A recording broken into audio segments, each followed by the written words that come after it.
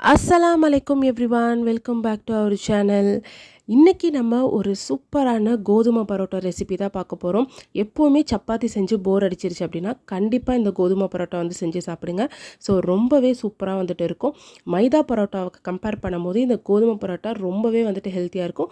Plus வந்து பார்த்திங்க அப்படின்னா ஒரு சப்பாத்திக்கு கொஞ்சம் மாறுபட்ட மாதிரி ஒரு ரெசிபியாக இருக்கும். ஸோ கண்டிப்பாக ட்ரை பண்ணுங்கள். ஃபஸ்ட்டு இதை நம்ம பண்ணுறதுக்கு நம்ம கோதுமை மாவு எடுத்துக்கலாம். நான் வந்துட்டு ஒரு 400 கிராம் அளவுக்கு கோதுமை மாவு வந்துட்டு எடுத்திருக்கேன்.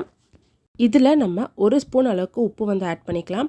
உப்பு ஆட் பண்ணிவிட்டு ஃபஸ்ட்டு நம்ம மாவோட உப்பை வந்து நல்லா வந்துட்டு மிக்ஸ் பண்ணி விட்டுக்கலாம். அதுக்கப்புறமா இதில் நம்ம வாட்டர் ஆட் பண்ண போகிறோம். ஸோ வாட்டர் பார்த்திங்க அப்படின்னா 2 பேட்சாக நம்ம ஆட் பண்ணிக்கலாம். ஃபஸ்ட்டு வந்துட்டு ஒரு 1/4 கப் அளவுக்கு வாட்டர் வந்துட்டு நான் ஆட் பண்ணியிருக்கேன். இப்போது இது எல்லாத்தையுமே நம்ம நல்லா வந்து ஃபஸ்ட்டு வந்து மிக்ஸ் பண்ணி விட்டுக்கலாம்.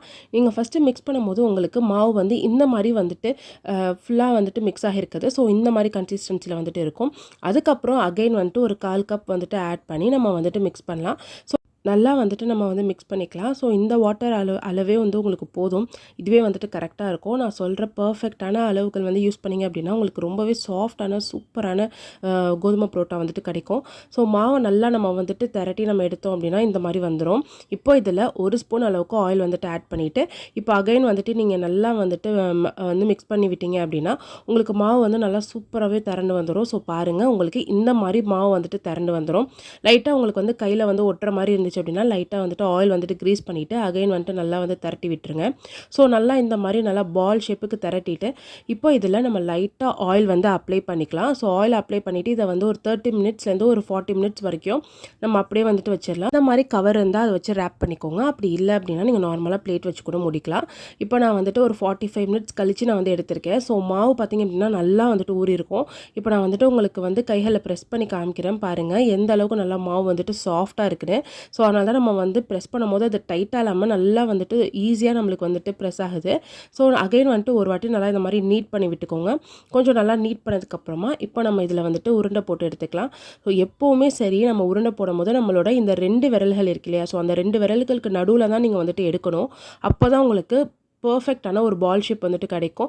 ப்ளஸ் வந்து பார்த்திங்க அப்படின்னா உங்களுக்கு அங்கங்கே வந்துட்டு ஒழுங்காக வந்து கிராக்லாம் விழுகாமல் நல்லா கரெக்டாக ஈவனாக நம்மளுக்கு வந்துட்டு கிடைக்கும்.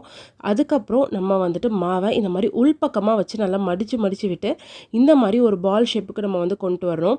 இதை வந்து நம்ம பரோட்டா செய்யும் போது தான் மோஸ்ட்லி யூஸ் பண்ணுவோம். அதுக்கப்புறம் ஆலு சப்பாத்தி அந்த மாதிரிலாம் யூஸ் பண்ணுவோம். நீங்கள் நார்மலாக சப்பாத்தி பண்ணுறது கூட நீங்கள் இதே மாதிரியே யூஸ் பண்ணிக்கலாம். ஸோ நான் வந்துட்டு பால் மாதிரி மேக் பண்ணி நான் வந்து எடுத்து வச்சுட்டேன். இப்போது ஒரு சப்பாத்தி கட்டை வந்து எடுத்துக்கோங்க. சப்பாத்தி கட்டை எடுத்துகிட்டு அதில் இப்போ நம்ம வந்து வளர்த்து வந்து எடுத்துக்கலாம். ஃபஸ்ட்டு வந்துட்டு ஒரு பால் வந்து எடுத்து வச்சுக்கலாம். ஸோ அதை எடுத்துகிட்டு அதில் நம்ம லைட்டாக ஆயில் வந்துட்டு மேலே அப்ளை பண்ணிக்கலாம்.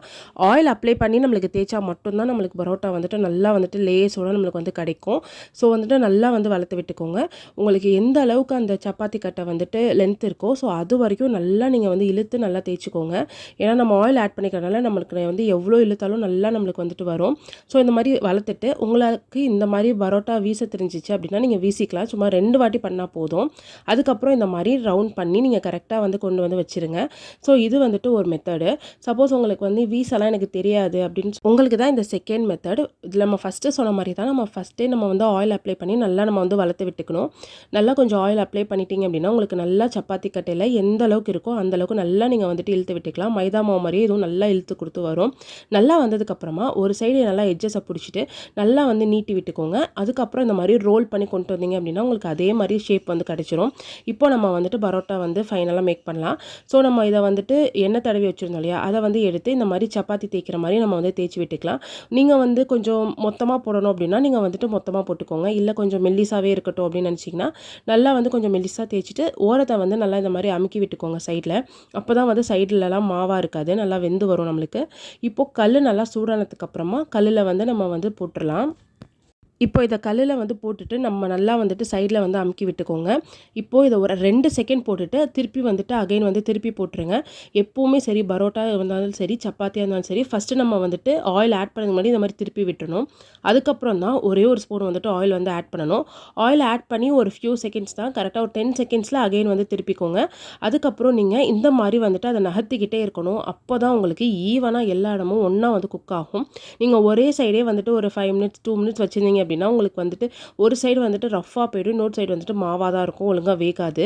ஸோ நீங்கள் வந்துட்டு எப்போவுமே சப்பாத்தி பரோட்டா செய்யும் போது இந்த மாதிரி நல்லா நீங்கள் நகர்த்தி விட்டுட்டே இருந்தால் தான் உங்களுக்கு வந்துட்டு எல்லா பக்கமும் நல்லா ஈவனாக குக் ஆகி வந்திருக்கும். ஸோ பார்த்தாலே உங்களுக்கு தெரியும் எல்லா பக்கமும் நல்லா ஈவனாக கலராக வந்துடுச்சு. ஸோ நான் உங்களுக்கு நெக்ஸ்ட் வந்து இன்னொன்று வந்து போட்டு காமிக்கிறேன்.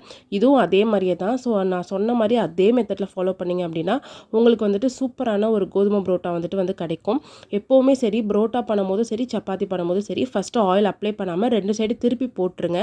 அதுக்கப்புறமா நீங்கள் வந்துட்டு ஆயில் அப்ளை பண்ணி அப்படி எப்படி கொஞ்சம் தூரம் வந்துட்டு நகர்த்தி விடுங்க. ஒரே சைடாக வந்து வச்சு வேக வைக்காதீங்க. 2 பக்கமும் நல்லா நகர்த்தி விட்டுட்டே இருந்தீங்க அப்படின்னா ஒரு சூப்பரான பரோட்டா வந்து ரெடி ஆகிடும். இப்போ நம்ம ஃபைனலாக பரோட்டா வந்து மேக் பண்ணியாச்சு. பரோட்டாவோட ஃபைனல் டச்சே அந்த பரோட்டாவை நம்ம அடிக்கிறது தான்.